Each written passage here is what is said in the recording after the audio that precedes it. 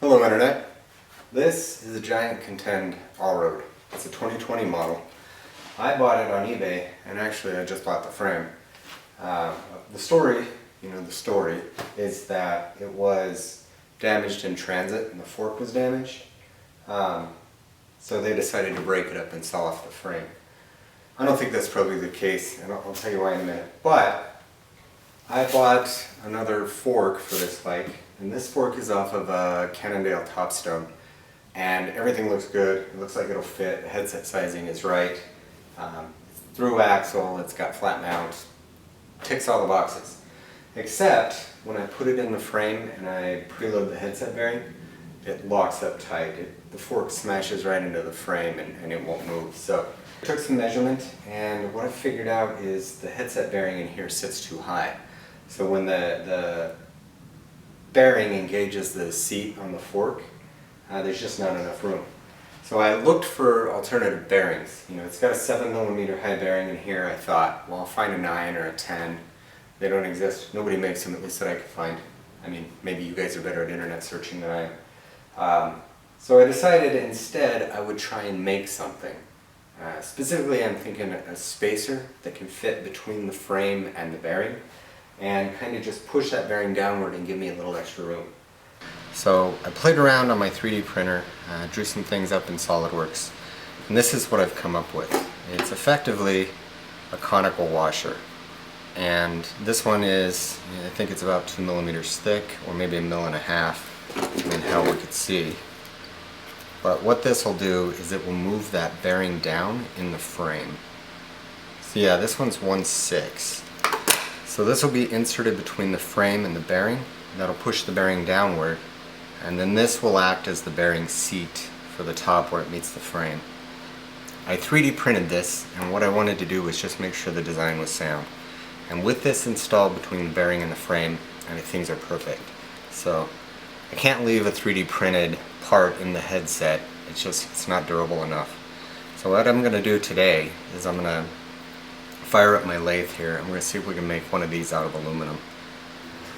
So this is what I'm using for stock. I actually thought I had a solid piece, but I looked everywhere, I couldn't find one. This is, I don't know, this is tubing. I don't know what the dimensions are. Probably should. 59.5, 58.6. Yeah, I think this is probably 2-inch outer diameter tubing. So we use that. The outer diameter is good. The inner diameter is a little large, but I don't think it'll be a problem. And it will save me a lot of time hogging this out of a solid piece. So this is what I'm going to use. I'm going to cut this towards not, a 7-inch long piece. So I cut down a short length of that tubing. I didn't really pick anything special. I just found a spot on it and cut it. This will give me plenty of room to work without my tools getting into the chuck. So this has got a pair of 45s, and they're spaced, I think it's about 1.6 mm apart. So the way I'm going to make this, I think, is I'm going to do it this way. So I'll cut the 45 in the end, and then I'll come back in on the outside and cut the 45 on the outside until it parts, and then we'll clean it up probably on the sander.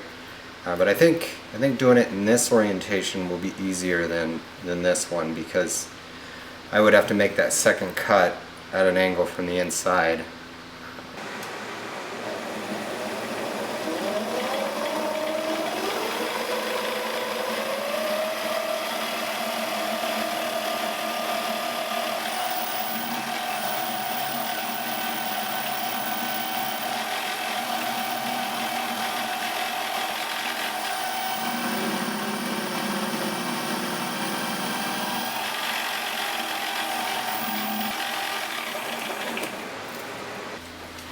In order to cut at angles on this lathe, you have to remove 2 set screws so you can rotate the tool holder.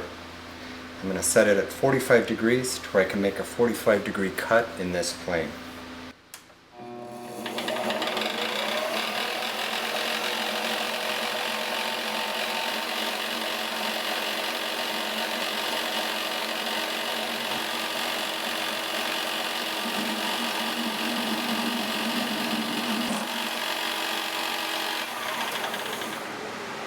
So I finished cutting that 45 into the one end. I've added some marking fluid, aka a Sharpie here, and I want to see how this interface with this bearing looks. I don't want it, you know, if I got that angle wrong, I don't want all the load to be on one short spot. I'm just going to put this on here and try and rock it around, almost like I'm lapping a valve. So I look at that, and that looks like it's contacting on this inner edge. I may make this a little bit sharper. But once I get that done, then I'm going to go ahead and switch. We'll get this cut down to size, and then I can make a parting tool to actually cut the outer 45 and get it separated.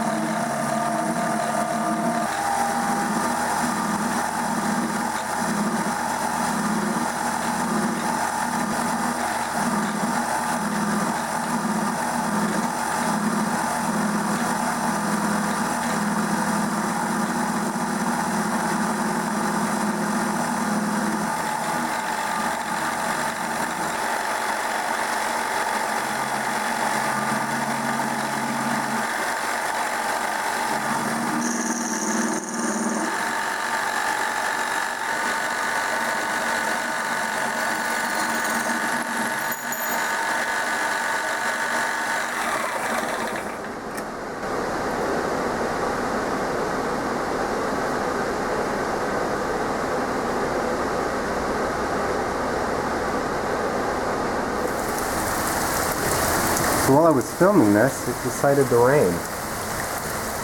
So I've had to come into the basement because of that rain outside. But here is what the inside of that head tube looks like. This is the aluminum that was machined for the bearing to set on. And this is that piece I made. It actually fits in here pretty well. Well enough that it'll stay put without falling out.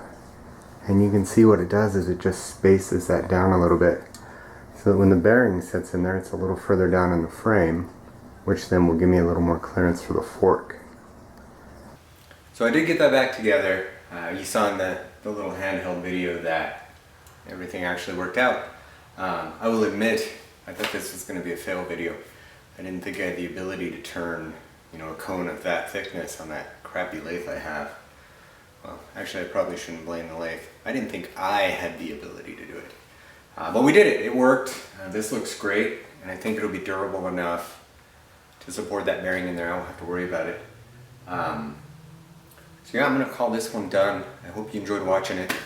You know, if you're doing something similar, you always keep something like that in mind. So, hope you enjoyed watching it, and yeah, keep an eye out for the next one.